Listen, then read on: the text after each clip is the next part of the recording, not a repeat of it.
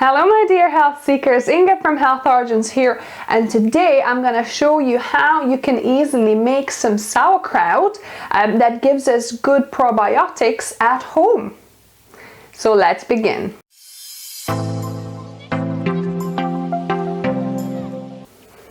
So you can make sauerkraut either from white cabbage or like I'm doing here from red cabbage as well. I've never made sauerkraut from red cabbage before, but I tried it a few weeks ago and it really worked so well. So, and I happen to have another red cabbage, so I'm going to be doing this this time as well. So what you need to do, you need, depending obviously how much you want to make, how much sauerkraut you want to make, you might need either full head of red cabbage or half. So I'm going for half for this time. So I've basically halved it. I've took the core out and then I've shredded it in my food processor with this shredding plate, which made it easier. Or you can also mandolin it, or if you don't have a mandolin either, you can just like very finely shred it with your knife. So you want like really fine. So I've put it, I think, on 1 millimeter thickness when I was shredding it with my food processor.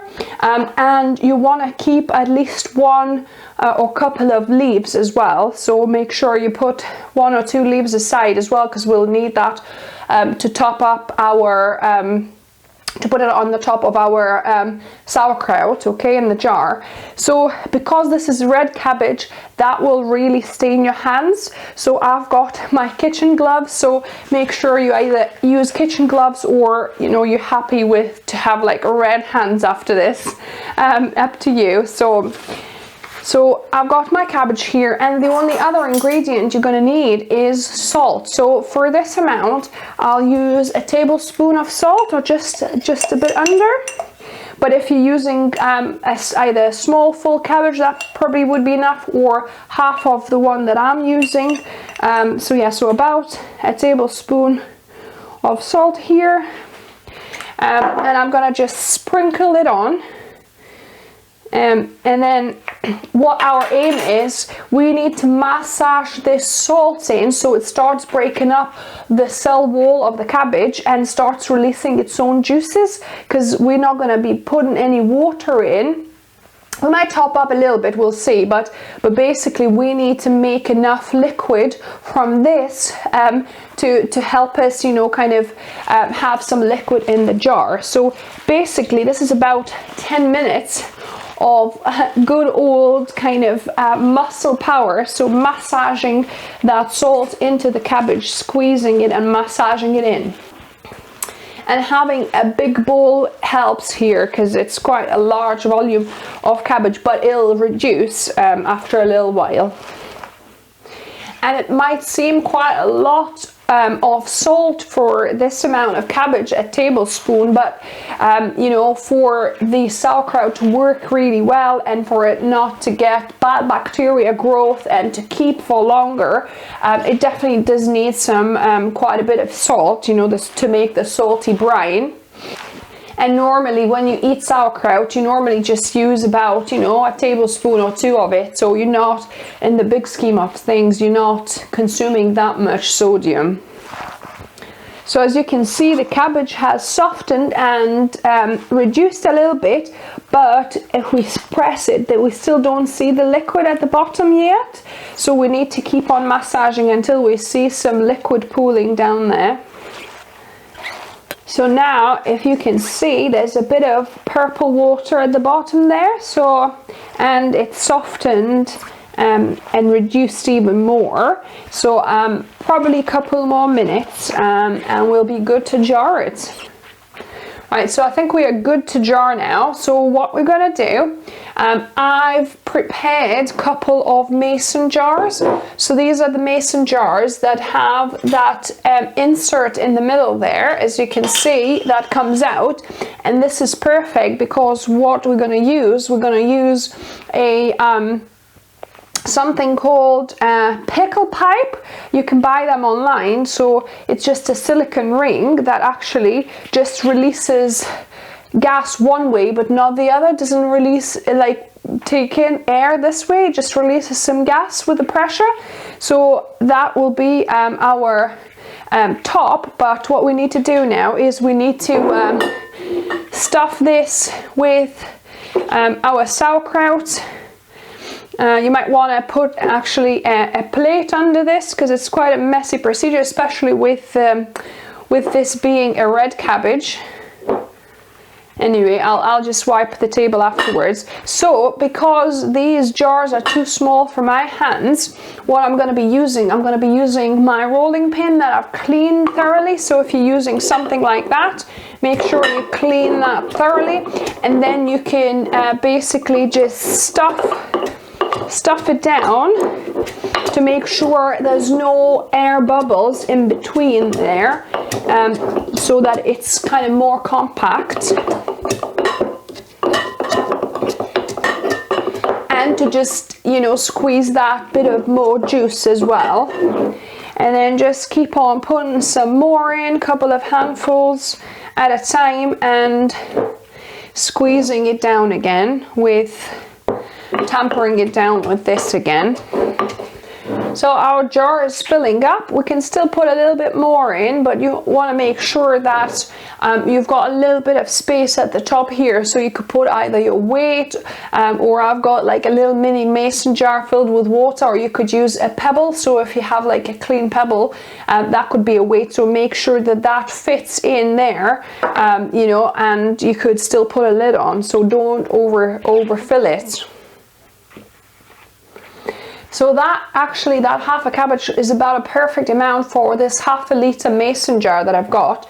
And as you can see, there's not any liquid actually at the top of this. I didn't quite get enough with the cabbage. So what I'm going to do, I'm going to put about a couple of tablespoons of water here and kind of slosh it around so that it gets a bit of brine from the cabbage underneath, and that way you know, we'll have a little bit of liquid. You know, I can do that because, like I say, I put a whole tablespoon of salt in there, and if I put a couple of tablespoons of water, that shouldn't matter too much. If you need to add more than that, you probably want to salt your water slightly as well, just so that, you know, it doesn't inhibit bacteria growth. So I tidied up a little bit here, and like I said, I'm gonna add a couple of tablespoons of water just at the top here, so that I see a little bit of water. And what I'm gonna do, I'm gonna take this piece of cabbage, tear a good piece out, and I'm gonna just place it at the top of the jar here, making sure that I'm getting all the cabbage bits underneath it, so that basically it does not reach air anywhere. So that's that. And then now I'll put this little weight on, and put this jar with this pickle pipe on, and ideally you need to cover this so that it's dark, because it doesn't like light.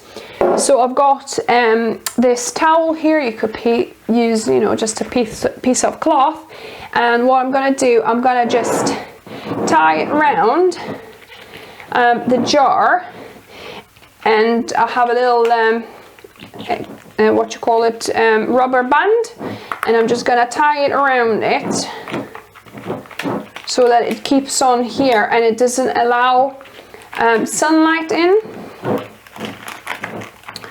And then I'm gonna keep it like this on my counter for a couple of weeks. You could probably eat it after a week if you like it very light fermentation, but I prefer it 2 weeks and more. So normally I've just done mine 2 weeks and it's perfect. I like the taste. So let me show you the one that I've already done.